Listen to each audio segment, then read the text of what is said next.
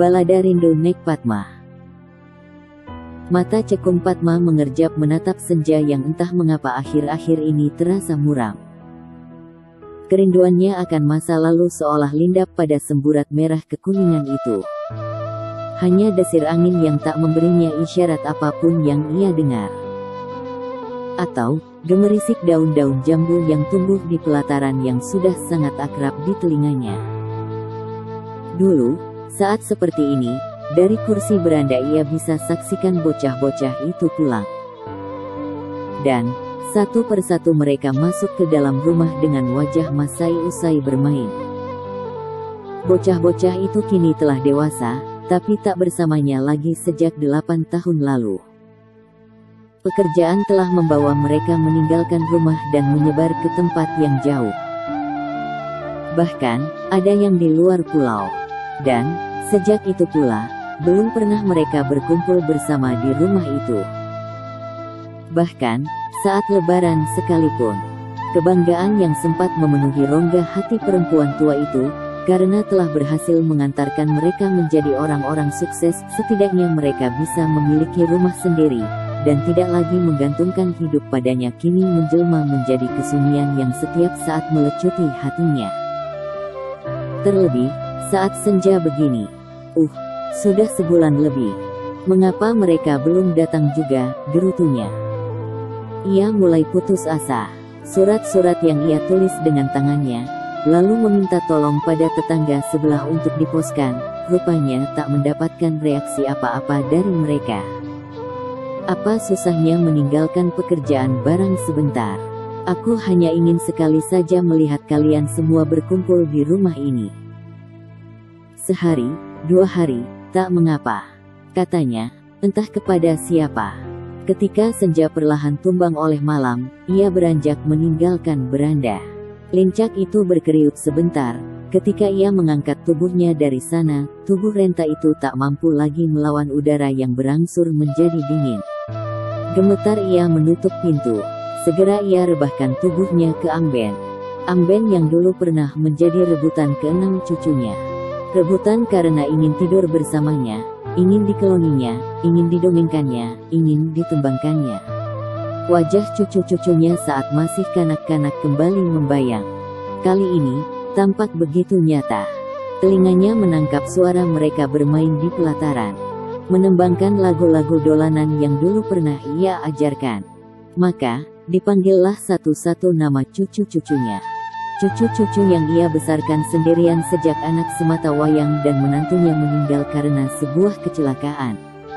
Sedangkan, suami Padma sudah meninggal setahun sebelum terjadi kecelakaan itu. Tak ada jawaban. Hanya suara cicak yang entah ada di mana, menyadarkan lamunan itu. Ia tergeragap, bangkit dan duduk di tepi Amben.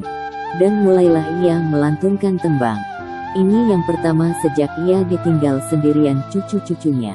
Aja turu sore kaki, ana dewa nganglang jagat. Suaranya terdengar bergetar dan menggema memenuhi segenap ruangan, mempertegas kesenyapan itu. Tak tahu lagi, kepada siapa tembang itu ia lantunkan. Pada pagi yang sedikit berkabut dan udara masih dingin, Lastri, cucunya yang ragil, datang. Padma sedikit lega. Barangkali itu harapan, semua cucunya akan berkumpul. Sendirian. Mana kakak-kakak kamu? Tanya Padma menyongsong kedatangan Lastri dengan mata berbinar dan senyum mengembang. Mungkin besok atau lusa, jawab Lastri cepat.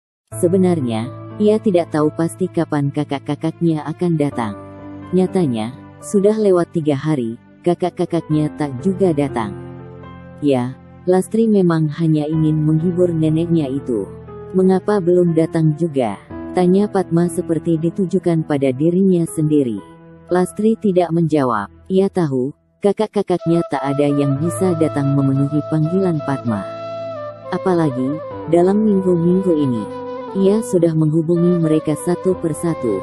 Hampir semua beralasan sibuk dan tak bisa meninggalkan pekerjaan. Malah, ada yang menyuruhnya dengan setengah memaksa agar ia saja yang pulang memenuhi panggilan nenek, dengan dalih Lastri lah cucu yang paling kecil dan disayang. Padahal, kalau tidak disuruh atau dipaksa pun, Lastri akan tetap pulang. Ia tak tega kalau terus-terusan berdalih, tak bisa pulang karena harus mengurus rumah tangga, lantaran suaminya terlalu sibuk dengan pekerjaannya. Memang, beberapa kali nenek Padma menyuruh cucu-cucunya pulang. Padma menghela napas panjang. Saat itu, Lastri melihat wajah neneknya yang tiba-tiba tampak pucat dan semakin tua seolah baru sadar kalau usia neneknya memang sudah uzur, hampir 80 tahun. Pekerjaan, katanya kemudian setengah menggumam. Pasti masalah pekerjaan. Lastri tak berucap sepatah kata pun. Ia hanya menundukkan kepala seperti yang biasa dilakukannya saat kecil dulu kalau nenek sedang marah. Tapi, sekarang Padma tidak sedang marah. Atau, ia tak mampu lagi untuk marah. Pagi, di hari ke-7 kedatangan Lastri, Padma tiba-tiba merasakan tubuhnya begitu lemah. Ia tak kuasa bangkit dari tempatnya berbaring. Lastri merasa heran dengan hal yang tak biasa itu. Biasanya nenek bangun lebih awal, gumamnya. Ketika ia masuk ke bilik Padma, didapatinya perempuan tua yang membesarkan dirinya, dan saudara-saudaranya itu terkulai lemas dengan wajah yang kian pucat.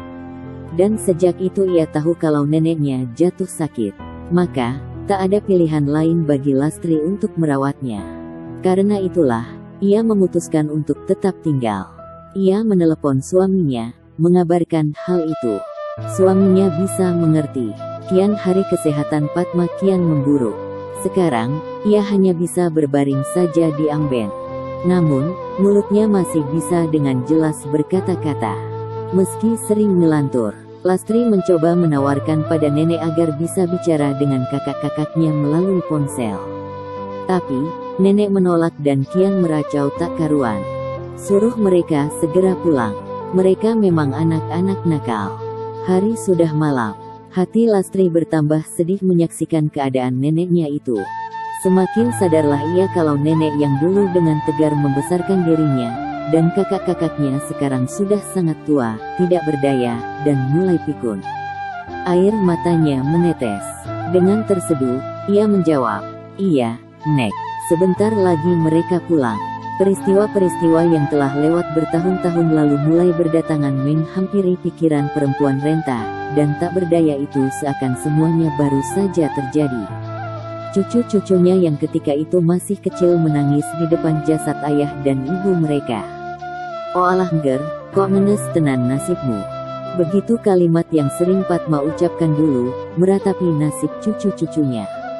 "Nek, biar Lastri bawa nenek ke rumah sakit ya," kata Lastri. "Tidak, aku tidak mau dibawa ke sana," sahut Padma. Lastri hendak menenangkannya, tapi perempuan tua itu tampaknya tak mau disela. Maka, ia memilih diam. "Aku ingin kakak-kakak kamu segera pulang." "Mengapa lama sekali? Ah dasar anak-anak bandel. Tidak pernah dididik bagaimana patuh sama orang tua." Lastri tetap diam. Tapi, ia tak bisa menahan kesedihannya. Ia pun akhirnya terseduh. Tepat pada hari ke-10 kedatangan Lastri, Padma meninggal.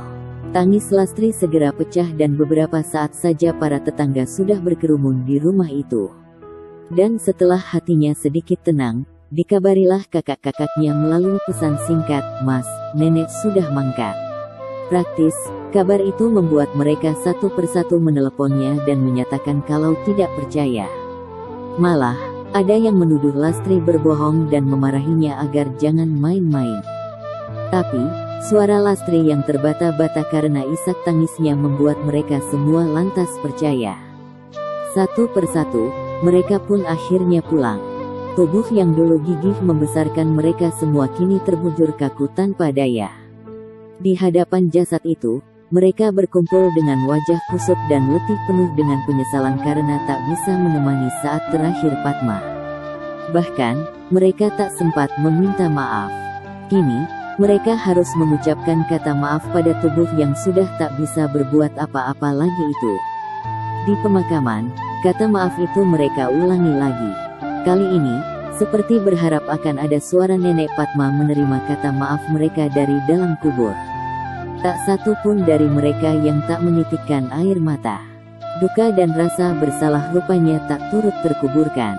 Tapi, tentu saja mereka dan semua petakziah yang turut serta ke makam, Tak tahu Nenek Padma berdiri di bawah sebatang pohon Kamboja yang tumbuh di dekat sana, memandangi cucu-cucu mereka sembari menyunggingkan senyum.